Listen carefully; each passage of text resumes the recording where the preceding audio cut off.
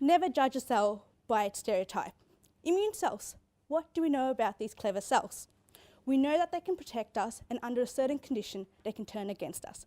However, recent findings have shown that immune cells can also be involved in developmental processes. And this is where I come in. My project is to look at how immune cells can contribute to sperm development, potentially holding a key to understanding infertility. Infertility is a global burden that affects every 1 in 4 couples.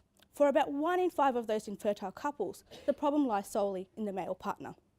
One of the major causes of male infertility is due to a defect in sperm development. Now, I can spend hours talking about sperm development, and it's highly complex as well. But in a nutshell, a sperm is produced from a germ cell that has undergone cell division. All this occurs in a controlled environment, and any changes to this environment can cause a hindrance to the developmental process. This is just like baking a cake when you're in a hurry. In my case, I usually set the oven to 200 degrees, despite the instructions saying 160 degrees. And what do you end up with? A burnt or a dry cake. Just like how the temperature is important for baking a cake, the environment is crucial for the production of viable sperm production.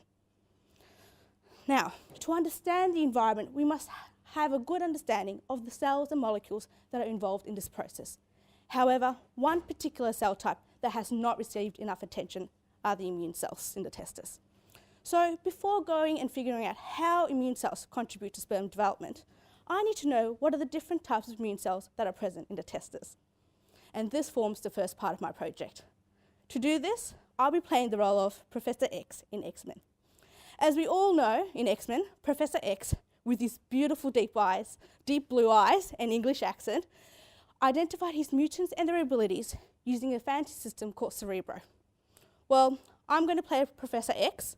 In that case, I'm going to call myself Professor S. Although I don't have the blue eyes, nor the accent, I do have access to some fancy research toys, and that will help me in identifying the different types of immune cells. In addition, I'll be looking at how these cells change through crucial time points in sperm development. Let me tell you the good news. After a lengthy battle, I have found my mutants, aka my S-men, and currently I'm in the process of studying their unique abilities. Now, the second part of my project is to look at a molecule called activin.